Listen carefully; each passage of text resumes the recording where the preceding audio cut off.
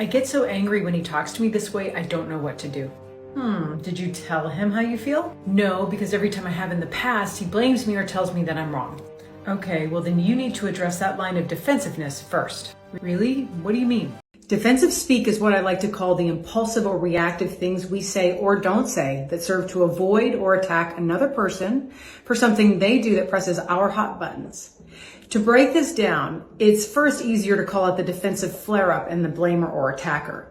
But it is also up to the person who wants to avoid conflict or shut down to stay the course, contain their feelings, get objective, and point out what just happened. Since once a conversation is hijacked by defensiveness, folks, it's pointless to continue talking unless you like to argue.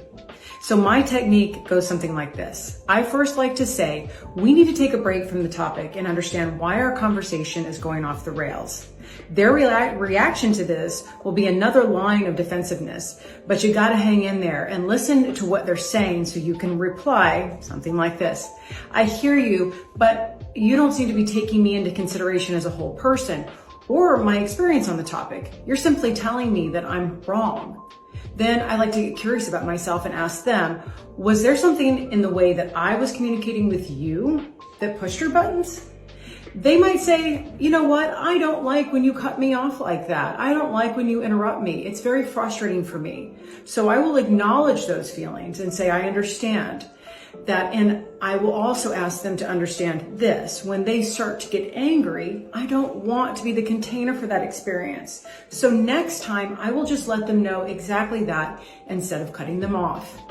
They can then again acknowledge those feelings in turn, and then hopefully both people will start to feel back in control of themselves and possibly able to resume the conversation.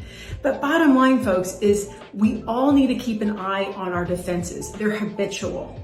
And then build a space in our own mind that we can go to when we see them flaring up in order to reflect on our feelings instead of believing they're just absolute truth and acting on them, projecting them, or retreating. This takes practice, but it works wonders if you're both willing to grow. He did so well staying sober at the beginning of our relationship. Now he goes out 3 days a week. I get mad, he gets sober, I hang in there, and we press repeat. I don't know what to do. Sounds like initially you're attracted to people you can pity or rescue. I wonder if either of your parents had issues with alcohol. Oh yeah.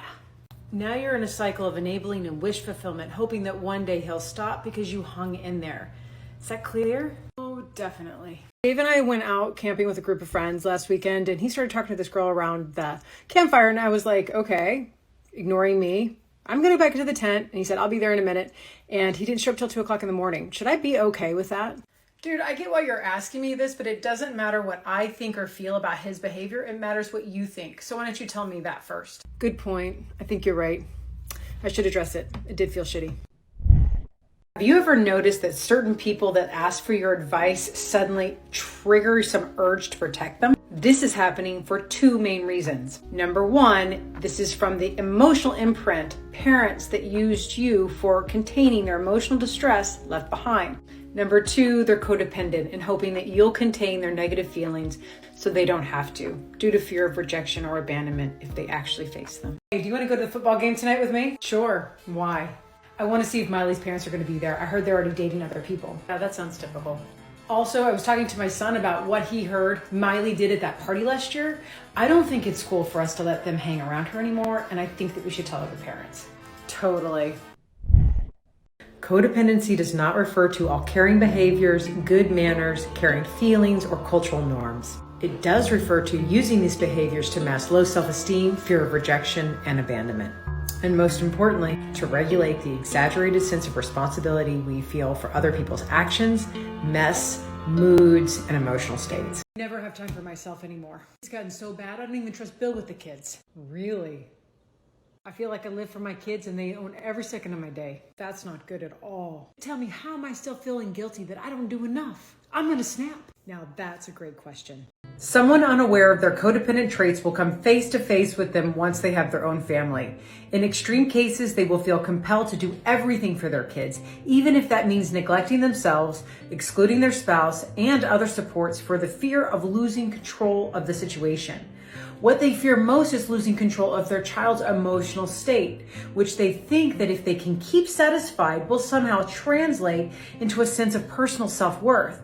Unfortunately, it doesn't work this way and comes from being raised in an environment where you had to service your parents' emotional needs, so learned how to see their happiness as indication of your own goodness.